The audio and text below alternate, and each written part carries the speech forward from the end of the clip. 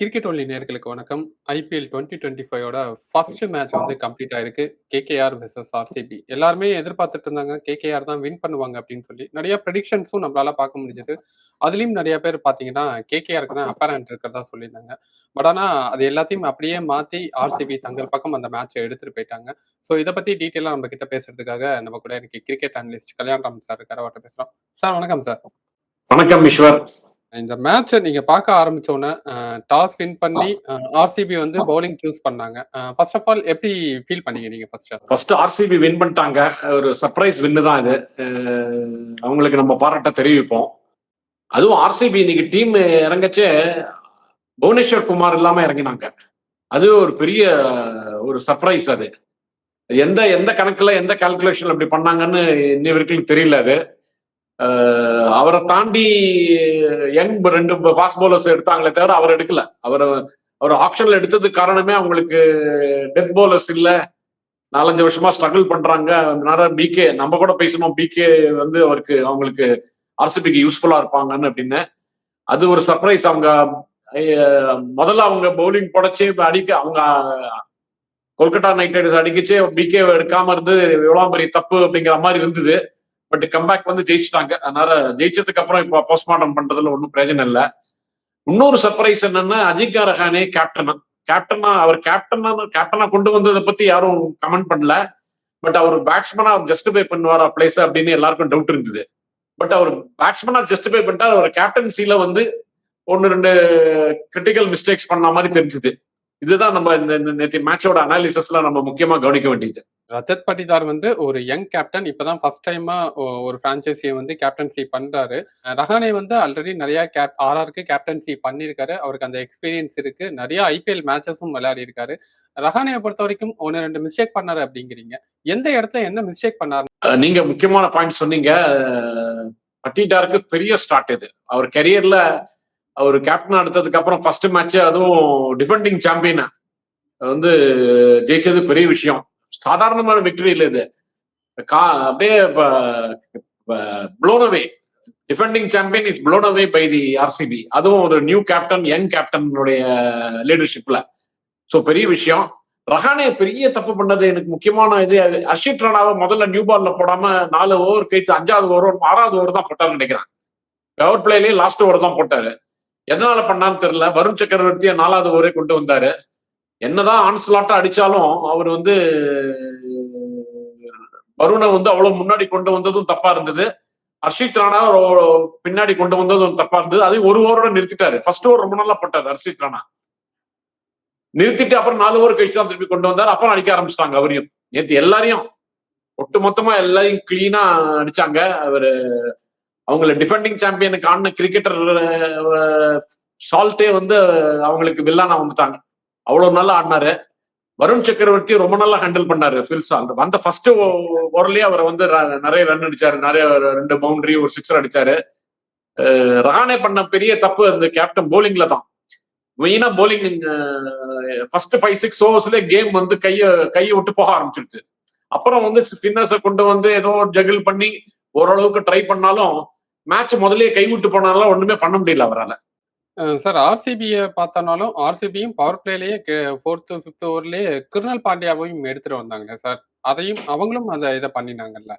Krunal Pandya performance நேத்தி அவருக்கு man of the match கொடுத்துருக்காங்க. கரெக்டா தான் கொடுத்துருக்காங்க.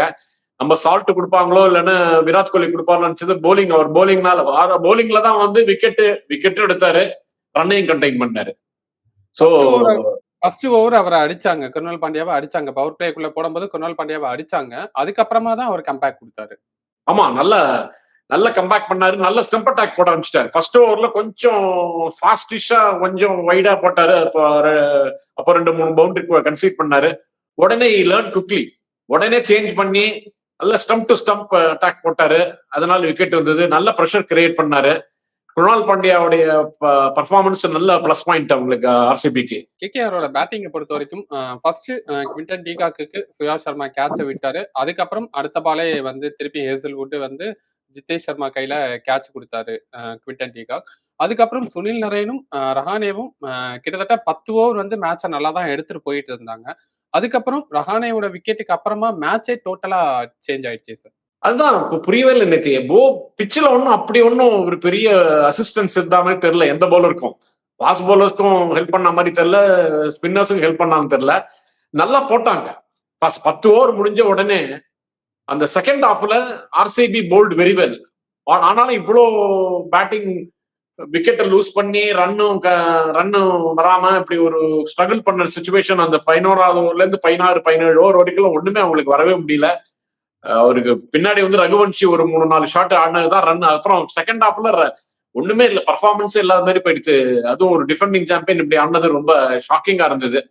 But full credit to RCB and captain Patidar and assisted very well by the senior cricketer like Virat Kohli. Virat Kohli நேற்றுக்கு நிறைய அப்பப்போ வந்து அட்வைஸ் பண்ணிட்டே இருந்தாரு. நல்ல இன்வால்வ்டா இருந்தாரு. ஃபீல்டிங்ல ரொம்ப இன்வால்வ்டா இருந்தாரு. நல்ல அப்படியே அந்த அந்த அந்த ஒரு 18 வயசுல அவர் எப்படி வந்து ஆட ஆரம்பிச்சா எப்படி இருந்தாரோ அதே மாதிரிதான் ஆடுறாரு இன்னும். அது அது ஒரு பெரிய பிளஸ் பாயிண்ட் அந்த டீமுக்கு. வெங்கடேஷ் ஐயரை 23 கோடி கொடுத்து கேகேஆர் வந்து எடுத்தாங்க ஆப்ஷன்ல.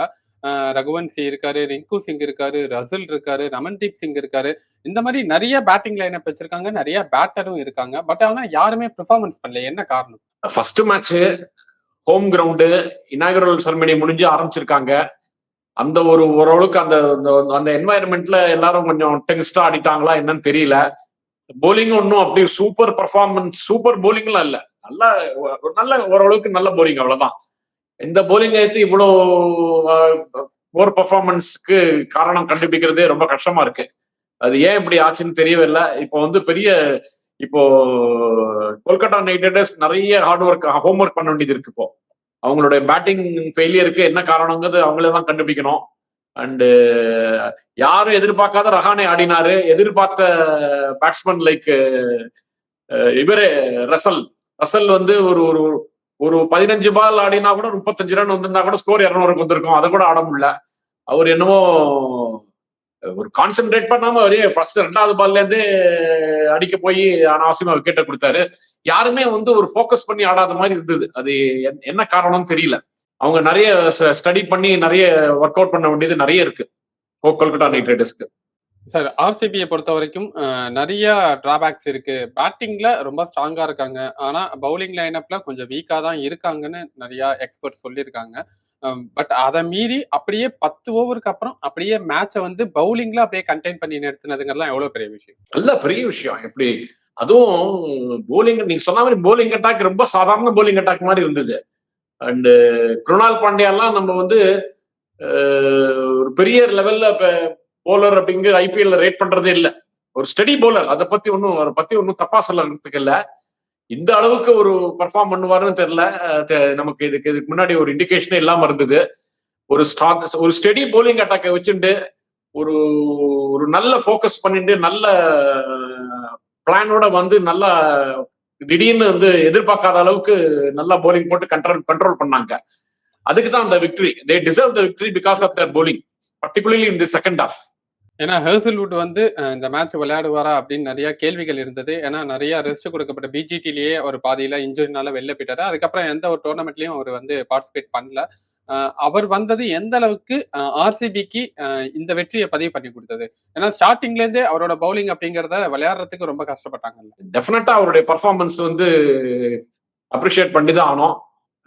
எல்லாம் ஆர்சிபிக்கு நேற்றுக்கு எல்லா எல்லா எல்லா விதமான போலிங்லயும் சரி பேட்டிங்லயும் சரி பாருங்களேன். பேட்டிங் வந்து ஃபர்ஸ்ட் மொத்தம் 4 பேட்ஸ்மேன் தான் ஆடி இருக்காங்க.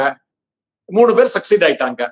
இவரு இம்பாக்ட் பிளேயரா வந்த படிக்கல் தான் சரியா ஆடல. அது முன்னர் கேப்டன் வந்து ஒரு கேமியோ இன்னிங்ஸ் 34 ரன்ஸ் குவிக்கா அடிச்சுட்டு போயிட்டாரு.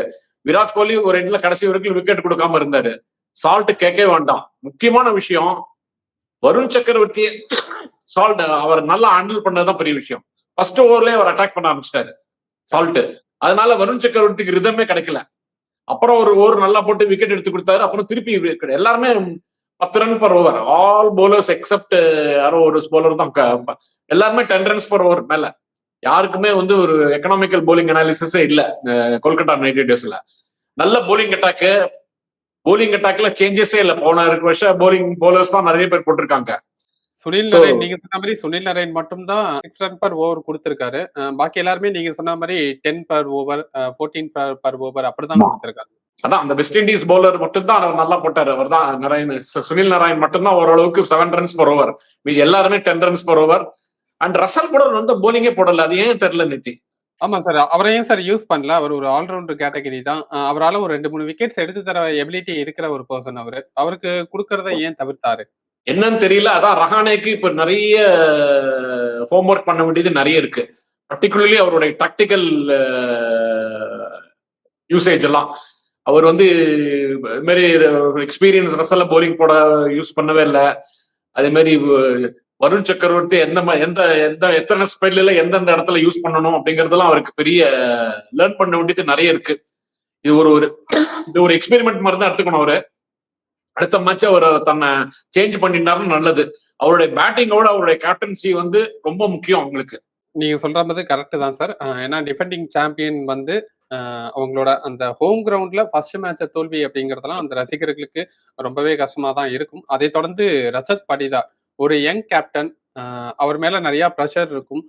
ஃபர்ஸ்ட் கேம் அப்படி இருக்கும்போது ஒரு டிஃபெண்டிங் சாம்பியனோட விளையாடும் போது அவ்வளவு ப்ரெஷரையும் தாண்டி ஒரு வெற்றியை பதிவு பண்ணி கொடுத்திருக்காரு டீமுக்காக. எப்படி பார்க்கலாம்? ரொம்ப பாராட்டக்கூடிய கேப்டன் அவரு. இந்த யங் ஏஜ்ல பெரிய பெரிய லெஜெண்ட்ஸ் லைக் விராட் கோலி அவர் கீழே ஆடுறாரு. அண்ட் ஃபர்ஸ்ட் மேட்ச், அதுவும் past experience, past reputation of RCB is very bad. டோர்னமெண்ட்டே ஜெயிக்காம எல்லாரும் சொல்லி கமெண்ட் பண்ணிட்டே இருக்காங்க. அது மாதிரி அவர் வந்து நல்ல ஒரு லீடர்ஷிப் கொடுத்து ஒரு வெற்றியை பதிவு பண்ணிட்டாரு. அதே சமயத்துல பேட்டிங்கும் ஒரு ஷார்ட் இன்னிங்ஸ், அதே சமயத்துல நல்ல பிரில்லியன்ட் இன்னிங்ஸ் ஆடிட்டாரு. அவரு ரொம்ப ரொம்ப பாராட்டப்பட வேண்டிய கிரிக்கெட்டர் தான், அதுல டவுட்டே கிடையாது. இதை தொடர்ந்து நிறைய ஐபிஎல் மேட்சஸ் இருக்க போகுது. இதை தொடர்ந்து நம்ம நிறைய இன்னும் பேசதான் போறோம். அடுத்தது எல்லாருமே எதிர்பார்த்துட்டு இருக்க சிஎஸ்கே வெஸ் எம்ஐ எல் கிளாசிக்கோ ஒரு மேட்ச் நடக்க போகுது. அதை தொடர்ந்தும் நம்ம பேசுவோம் சார். இவ்வளவு நேரம் உங்க கருத்துக்களை பகிர்ந்துகிட்டதுக்கு ரொம்ப நன்றி. நன்றி ஈஸ்வர். தேங்க்யூ.